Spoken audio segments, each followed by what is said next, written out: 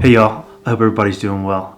I'm Joshua Betancourt, and I wanted to just throw out a quick video for everyone. I know that there's a lot of people online now that are kind of providing different channels of connection for dealing with some of the negativity that's arising out of isolation and the coronavirus. And I don't want to add to that. I mean, I've already put together a video that highlights some aspirations around getting a group together for meditation, and that's going to be coming out really soon. But I wanted to post this quickly in the sense that I think there's a couple of things that are really, really beneficial for everyone in this time, right? You hear a lot of people talking about, taking time to go inward and self-reflect and introspection and, self-analysis. And all of that can get really, really deep as far as understanding, who it is that you are, getting, a stronger connection with what it is that you are, and, the benefits and the beauty that come from that, internal growth. So this video was really about providing value in a different way. So there are those practices, and they're great, and yes, I highly recommend that, if you're into yoga or if you're into meditation or, whatever your spiritual practice is, that you pursue that diligently. But also, I think the opportunity for expansion as it relates to conceptually understanding some ideas related to conscientiousness are important. So that's what this video is about. I wanted to put together a quick message to maybe point or provide a few pointers or illustrations as it relates to what consciousness is. So the first visualization or idea that I have is about a blank canvas. And the way that I would kind of communicate it is, if we could sum up the human experience of conscientiousness, you could take a blank canvas and draw a line right down the middle of that canvas. And that line would be consciousness. It would be conscious awareness in the presence of all sentient beings and all life forms that exist here in this moment. It's the actual things that are experiencing, life. To the right of that line would be the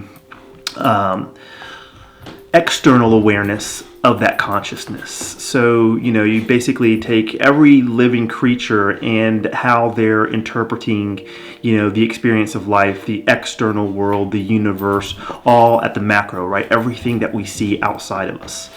And then to the left of that line is the internal world, right? It's the micro. It is the idea of, frequencies and energies and mentality, right? Mind and thought and emotion, all of these intangible components that also make up the fabric of life and the fabric of the experience of life. So the reason why that's important is because the health of an individual is really based on having balance and awareness of the three different components. One, what you are, which is the experiencing entity, right? Two, what you're experiencing externally, right? And the work that you do externally, the way that you communicate, the way that you, present yourself, the way that you interpret the stimulus that's coming in.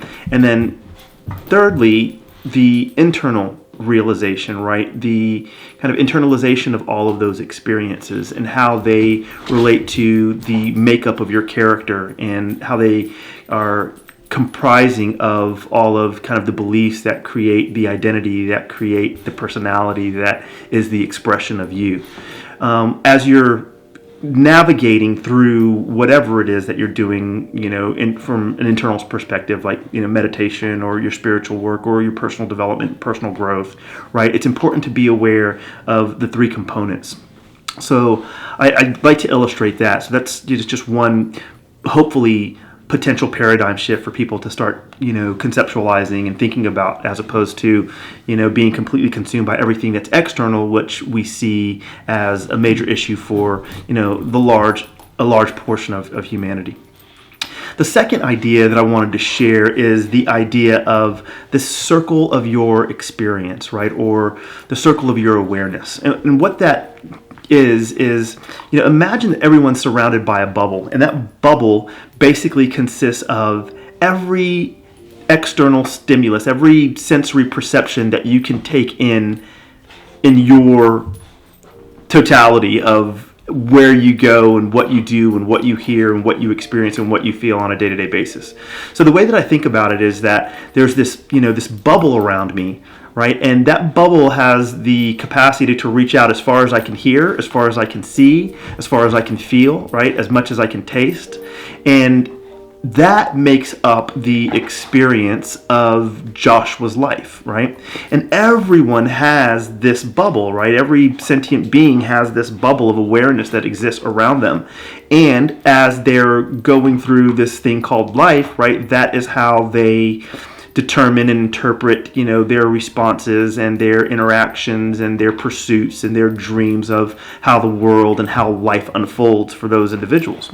So the reason that that's important is because from a communication standpoint, it's really difficult for us to get out of our own mind and out of our own experience and step out to a place where we can start to be more aware of the experiences and perceptions and perspective of other individuals. But if we can put an image or, if we can conceptualize this idea that everyone's operating out of their own frame of reference, it gives us a better kind of understanding, right? It allows us to move into the third person perspective, right? Where we're not necessarily looking at the situation just directly out of our eyes, or even perhaps looking at it out of the eyes of the person that we're interacting with from a second person perspective, but really taking a look at, the interaction from, a macro level and looking at the entire system.